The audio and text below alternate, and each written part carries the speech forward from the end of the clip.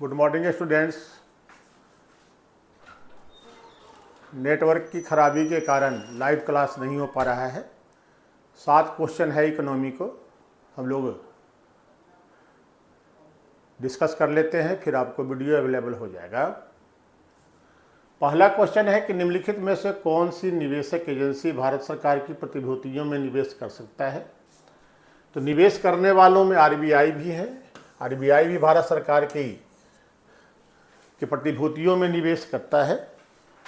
निवेश वित्तीय प्रतिष्ठान तो करते ही हैं, बैंकिंग हुए या विकास बैंक हुए या जो भी वित्तीय प्रतिष्ठान होते हैं निवेश करते हैं।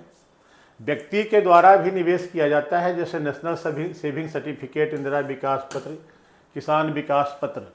ये सब जो प्रतिभूति है भारत सरकार की, इसमें आम आदमी ही निवेश करते हैं। पोस्ट ऑफिस वगैरह में मिलता है, वही खरीद कर निवेश किया जाता है। हम निवेश करते हैं, भारत सरकार को मिलता है विकास कार्यों के लिए। इसलिए उत्तर इसका तीनों हो जाएगा।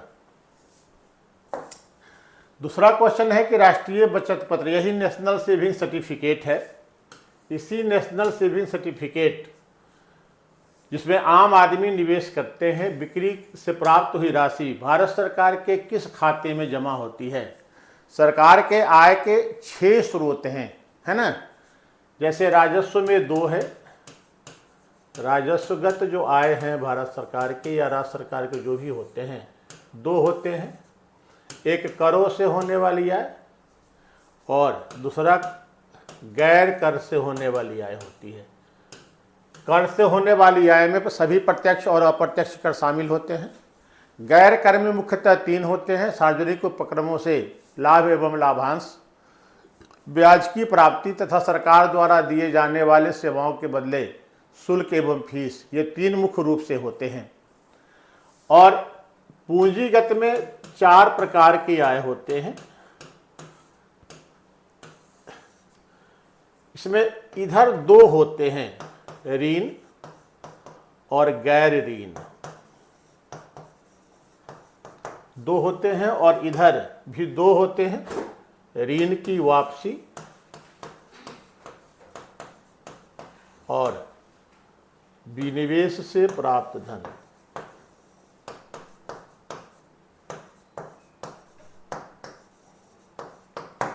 या विनिवेश से प्राप्त आय, जो भी है आय के स्रोत ही देख रहे हैं।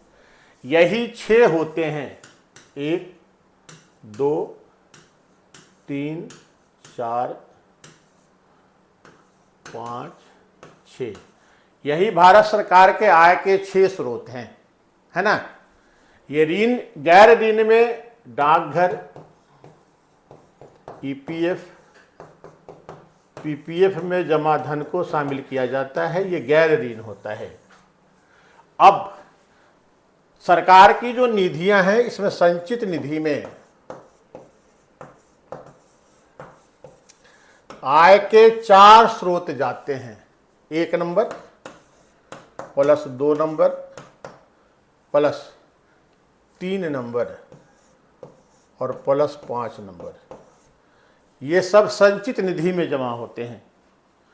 कर से प्राप्त राशि, गैर कर से प्राप्त राशि, गैर कर से प्राप्त राशि, ऋण से प्राप्त राशि और ऋण की वापसी, ये चारों भारत की संचित निधि का हिस्सा बनता है ना। और जो 4 नंबर है, 4 नंबर है, ये सार्वजनिक निधि का हिस्सा है। सार्वजनिक निधि, जिसका उल्लेख 266 में है अनुच्छेद। इसमें 4 नंबर शामिल होता है, गैर ऋण वाला। और विनिवेश से प्राप्त राशि को नेशनल इन्वेस्टमेंट फंड,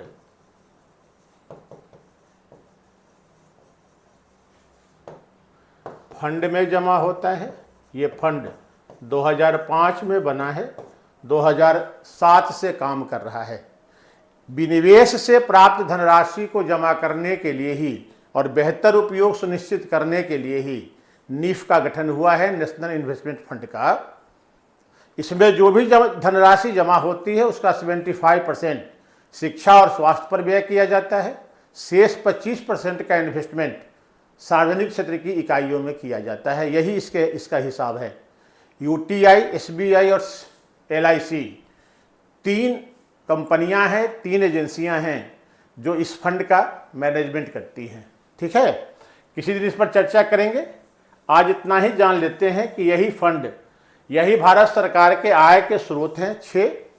इसमें से 4 संचित निधि में जाती है, कर से प्राप्त राशि, गैर कर से प्राप्त राशि, ऋण के रूप में प्राप्त राशि, और ऋण जो भारत सरकार वित्तीय संस्थानों या राज्यों या अन्य देशों को देती है, उस जो वापस होता है वो भी भारत की संचित निधि का ही हिस्सा होता है। गैर ऋण की राशि में सरकार की भूमिका एक ट्रस्टी की होती है जो उस पैसे को लेती है, विकास कार्यों में लगाती है, और ये सार्वजनिक लेखा समिति का या निधि का हिस्सा होता है। तो इसका उत्तर होगा भारत का सार्वजनिक निधि। इसी में यह जमा होता है। विनिवेश से प्राप्त धन नेशनल इन्वेस्टमेंट फंड, राष्ट्रीय निवेश कोष में जमा होता है। इस कोष का गठन 2005 में हुआ है, 2007 से काम कर रहा है। ठीक है ना। तीसरा, किसी क्षेत्र में किसानों को सर्वाधिक ऋण किसके द्वारा दिया जाता है? कौन एजेंसी देती है? सबसे ज्यादा ऋण नाबार्ड सीधे किसानों को ऋण नहीं देती है, विकास बैंक है।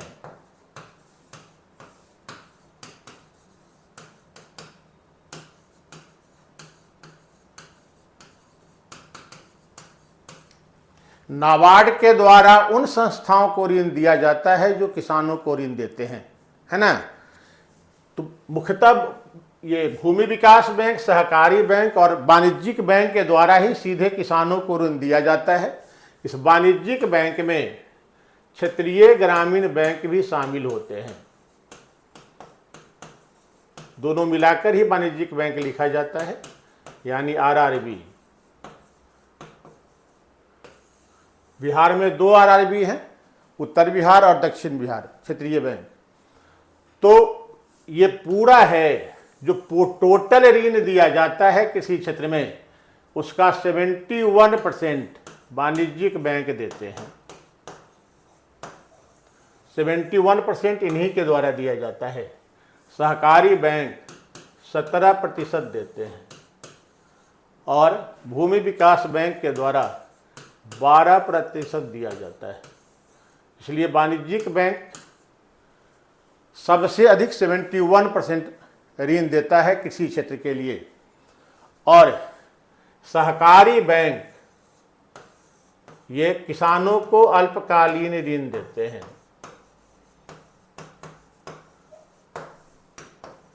ये भी क्वेश्चन बनता है। अल्पकालीन ऋण अवधि 15 माह तक। देखते होंगे गांव के स्तर पे होता है पैक्स के द्वारा ही दिया जाता है। इसकी संरचना जो है, राज्य सहकारी बैंक होते हैं, जिला सहकारी बैंक होते हैं और पैक्स होता है। राज्य सहकारी बैंक धन उपलब्ध कराता है जिला सहकारी बैंक को, जिला सहकारी बैंक पैक्स को देते हैं धन, ताकि किसानों के अल्पकालीन ऋण आवश्यकताओं को पूरा किया जा सके। तो ये अल्पकालीन ऋण देते हैं, जबकि भूमि विकास बैंक के द्वारा किसानों को दीर्घकालीन ऋण दिया जाता है।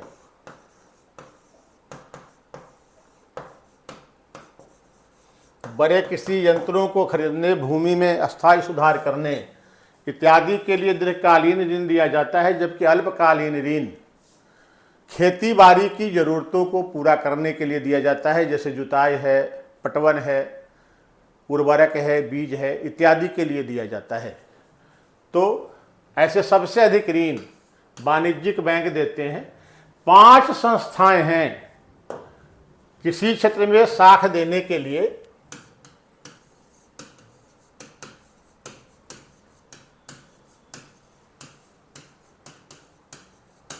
पांच संस्थाएं होती हैं। एक वाणिज्यिक बैंक,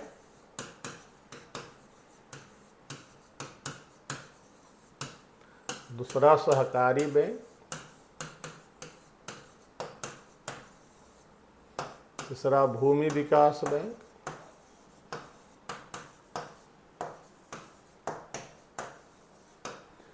चौथा सरकार स्वयं देती है, और पांचवा नाबार्ड जो 1982 में बना है शिवरामन समिति के अनुशंसा पर।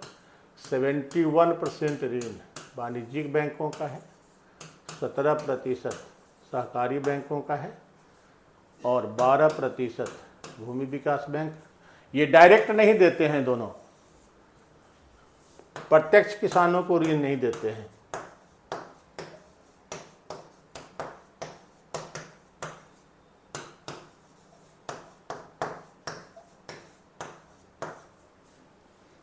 वाणिज्यिक बैंक तो लगता है कि सब प्रकार का देता है, लेकिन बेसिकली ये अल्पकालीन देंगे सहकारी बैंक, और भूमि विकास बैंक दीर्घकालीन,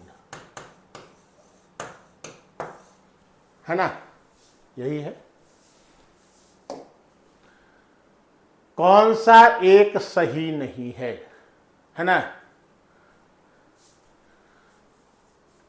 घाटा से संबंधित है, राजकोषीय घाटा, है ना, राजस्व घाटा, प्रभावी राजस्व घाटा और प्राथमिक घाटा। राजस्व घाटा सरकार का कुल उधार होता है ना, टोटल उधार, कुल उधार ही होता है, तो कुल व्यय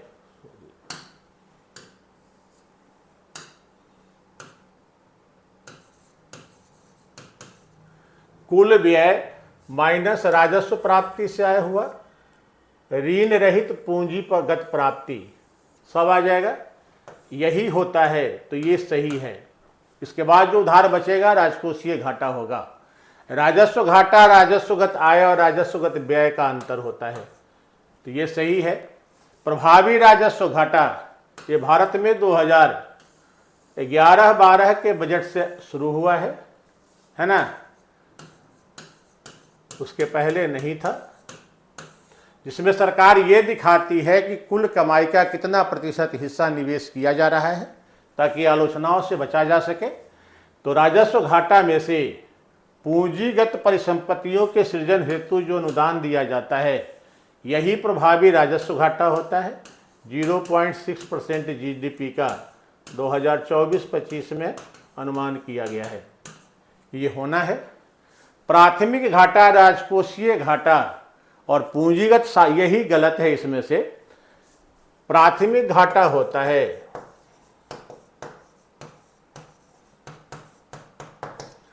राजकोषीय घाटा माइनस ब्याज भुगतान। ब्याज भुगतान, राजकोषीय घाटा में से ब्याज भुगतान की राशि घटाने पर प्राथमिक घाटा प्राप्त होता है, तो उत्तर यही होगा। यही गलत है, यहाँ गलत हो गया है, केवल ब्याज भुगतान लिखा जाना चाहिए था, ठीक ना। चक्रीय बेरोजगारी विकसित देशों की विशेषता होती है, समग्र मांग में कमी के कारण उत्पन्न होती है ना। समग्र मांग में कमी के कारण चक्रीय बेरोजगारी आती है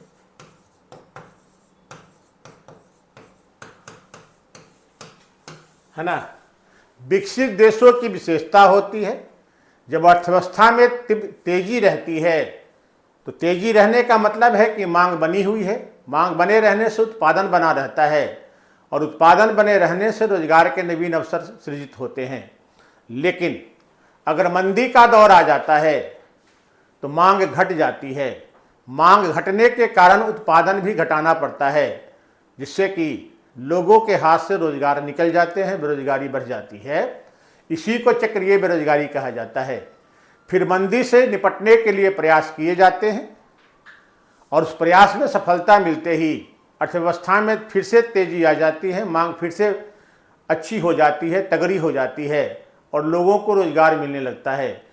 इसलिए चक्रीय बेरोजगारी अस्थायी बेरोजगारी होती है।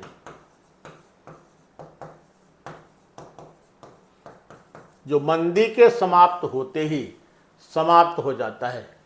यही चक्रीय बेरोजगारी का मतलब होता है, विकसित अर्थव्यवस्थाओं में देखा जाता है।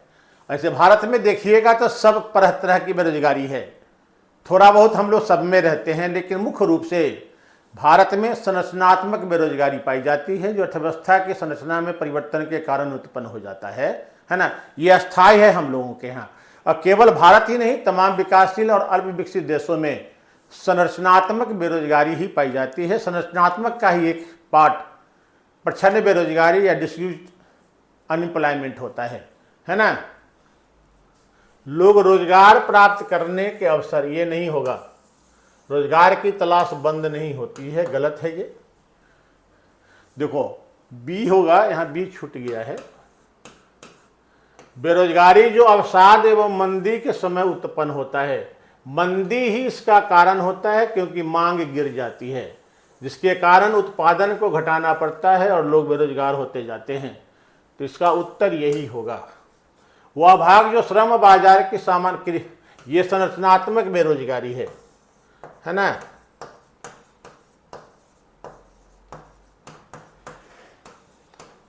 और ये भी संरचनात्मक ही है, दोनों संरचनात्मक को ही विभिन्न रूपों में लिखा गया है।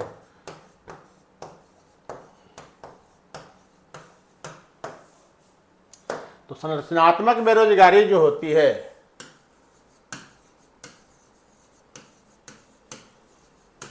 अर्थव्यवस्था की संरचना में परिवर्तन के कारण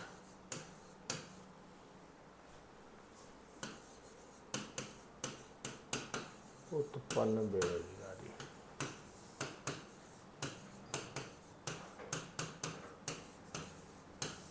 संरचनात्मक बेरोजगारी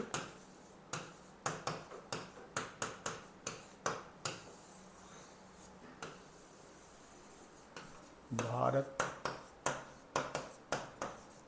एवं अन्य विकासशील एवं अल्प विकसित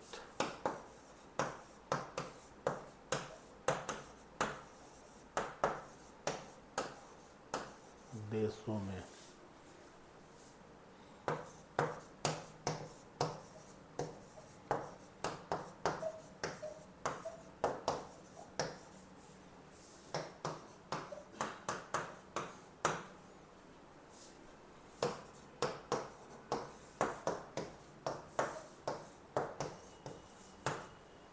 ठीक है।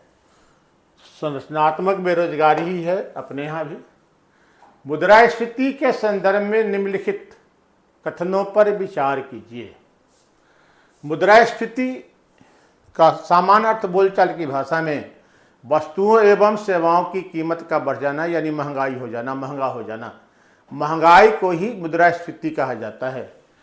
तो मुद्रास्फीति कीमतों के सामान्य स्तर में वृद्धि है ना, सही है। अगर किसी एक वस्तु और सेवा के दाम बढ़ जाए तो यह भी सही है। लॉट में ही बढ़ता है तो यह भी सही है। और मुद्रास्फीति दर को मूल्य सूचकांक के आधार पर मापा जाता है। दो मूल्य सूचकांक हैं, एक थोक है, दूसरा उपभोक्ता या खुदरा होता है ना। दोनों के आधार पर मापा जाता है, तो ये भी सही है। यानी तीनों कथन इसका सही है।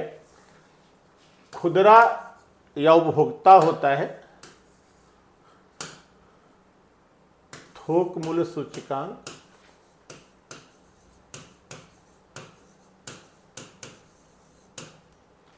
इसका आधार वर्ष 2011-12 है ना। और उपभोक्ता मूल्य सूचकांक दोनों पे मापा जाता है। इसका केवल 2012 है। कारण ये है कि थोक मूल्य सूचकांक में अप्रैल से मार्च को वित्तीय वर्ष माना गया है, जबकि उपभोक्ता मूल्य सूचकांक में या खुदरा मूल्य सूचकांक में जनवरी से दिसंबर को माना गया है। इसीलिए ऊपर वाला में 11-12 लिखा जाता है और उपभोक्ता में केवल 12 ही लिखा जाता है। इसका आधार वर्ष 12 है। भारत में परंपरागत तौर पर थोक मूल्य सूचकांक के आधार पर ही मुद्रास्फीति की गणना होती रही है।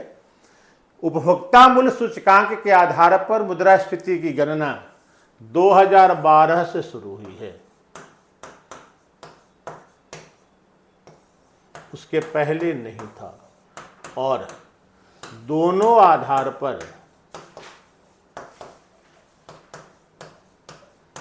मासिक रूप से गणना की जाती है। इसलिए देखते होंगे कि हर महीने मुद्रास्फीति का डाटा आता रहता है, मंथली आधार पर ही किया जाता है ना। तो तीनों कथन सही है। वस्तुओं एवं सेवाओं का मूल्य बढ़ जाना ही मुद्रास्फीति कहलाती है, यानी महंगाई बढ़ गई। अगर एक वस्तु जो लग्जरियस वस्तु होती है, विलासिता संबंधी वस्तु, उसका मूल्य बढ़ने पर तो बहुत प्रवाह भी नहीं किया जाता है, लेकिन सामान्य वस्तुओं के मूल्य बढ़ने पे सरकार तुरंत कदम उठाती है ना। और अंतिम क्वेश्चन है,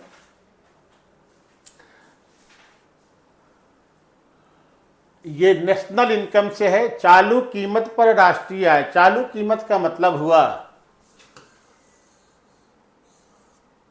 वर्तमान वित्तीय वर्ष की कीमत, ये चालू कीमत कहा जाता है। एक सही है ये, है ना। गलत चुनना है आपको। चालू कीमत पर राष्ट्रीय आय की गणना को मौद्रिक राष्ट्रीय आय, नॉमिनल नेशनल इनकम कहा जाता है। ये कथन सही है। और अगर आधार वर्ष के आधार पर राष्ट्रीय आय की गणना करते हैं तब वो रियल कहलाता है, वास्तविक कहलाता है ना। बंद अर्थव्यवस्था में जीडीपी और जीएनपी बराबर होता है। जब हम लोग जीएनपी निकालते हैं, कैसे निकालते हैं? GDP plus X minus M, है ना। जब बंद अर्थव्यवस्था होगी तब क्या होगा? एक्स भी 0 होगा और एम भी 0 होगा, तब जीएनपी जीडीपी के बराबर होगा, है ना। तो बंद अर्थव्यवस्था में बराबर होता है, ये कथन भी सही है। सकल घरेलू उत्पाद में विदेशों से प्राप्त शुद्ध आय को जोड़कर जीएनपी निकालते हैं, है ना। शुद्ध आय यही हुआ विदेशों से प्राप्त एक्स माइनस एम, है ना। तो जीएनपी निकालने के लिए क्या करते हैं? GDP plus X minus M, यानी विदेशों से प्राप्त शुद्ध आय, है ना। तो ये कथन भी सही है। सकल राष्ट्रीय उत्पाद में मूल्य ह्रास को जोड़कर, यही गलत दिख रहा है, नेट नेशनल प्रोडक्ट एनएनपी निकाला जाता है। ये जोड़कर नहीं होगा, घटाकर होगा, है ना। यानी NNP equal to GNP minus मूल्य ह्रास होता है। घटाएंगे, जो पूंजीगत साधनों में ह्रास होता है, क्षय होता है, उसे घटाकर एनएनपी निकाला जाता है, नहीं। यानी जीडीपी क्या होता है? टोटल प्रोडक्शन ऑफ फाइनल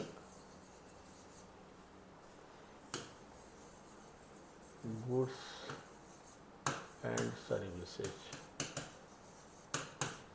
यही होता है ना। और अब इसमें से जब जीएनपी निकालते हैं तो GDP plus X minus M, ये विदेशों से प्राप्त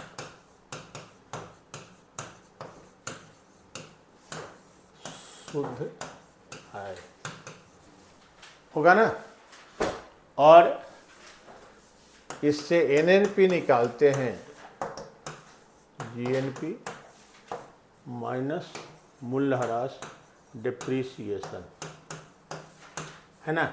माइनस होगा, प्लस नहीं होगा, है ना। वहाँ जोड़कर लिखा हुआ है, वही गलत हो गया। और एनएनपी की गणना जब फैक्टर कॉस्ट पर करते हैं, यानी एनएनपी एट फैक्टर कॉस्ट, लागत मूल्य,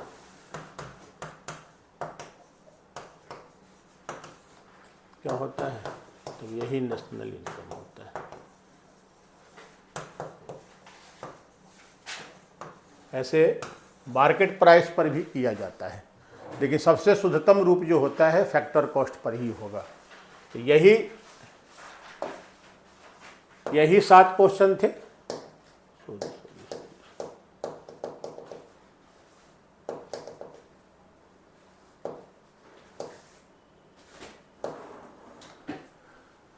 सरकारी प्रतिभूतियों में, भारत सरकार के प्रतिभूतियों में आरबीआई, व्यक्ति और वित्तीय संस्थान सब निवेश करते हैं।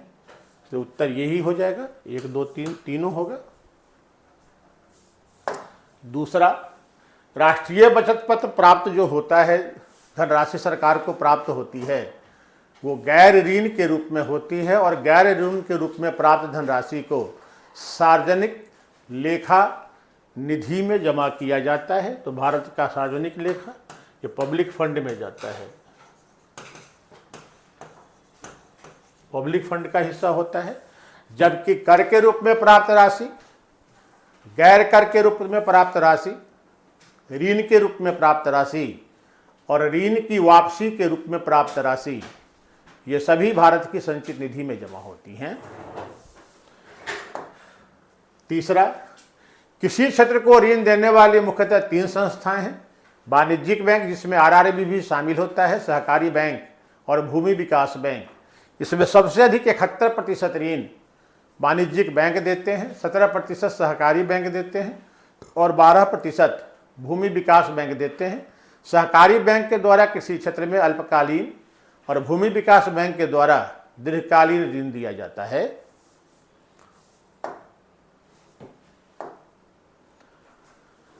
प्राथमिक घाटा, राजकोषीय घाटा में से ब्याज भुगतान की राशि को घटाकर प्राप्त किया जाता है, इसलिए यहां पर यही उत्तर सही हो जाएगा। चक्रीय बेरोजगारी मंदी एवं अवसाद के कारण उत्पन्न होता है, जब अर्थव्यवस्था में मांग घट जाती है। मांग के घटने से उत्पादन घटता है, उत्पादन घटने के कारण लोगों का काम छूट जाता है, बेरोजगार हो जाते हैं। जब मांग फिर से ठीक हो जाता है तो ये बेरोजगारी समाप्त हो जाती है। इसलिए चक्रीय बेरोजगारी अल्पकालीन होती है, अस्थायी होती है और सामान्यतः विकसित अर्थव्यवस्थाओं में पाई जाती है। मुद्रास्फीति के कारण सामान्य कीमत स्तरों में वृद्धि होती है। किसी एक वस्तु या सेवा का मूल्य बढ़ जाने से मुद्रास्फीति नहीं होता है। मुद्रास्फीति की गणना थोक मूल्य सूचकांक और उपभोक्ता मूल्य सूचकांक के आधार पर की जाती है ना। तीनों सही है।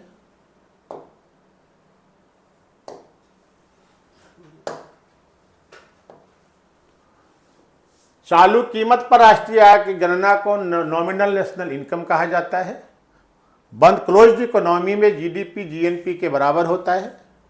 जीडीपी में विदेशों से प्राप्त शुद्ध आय को जोड़कर जीएनपी प्राप्त किया जाता है और जीएनपी में मूल्यह्रास को घटाने पर एनएनपी प्राप्त होता है। तो यही 7 क्वेश्चन थे, समाप्त हो गए। आज नेटवर्क की वजह से सीधा लाइव नहीं हो सका, कल रहेंगे हम लोग, फिर से 7 क्वेश्चन को डिस्कस करेंगे। आज तक के लिए इतना ही, धन्यवाद। संतोष जी।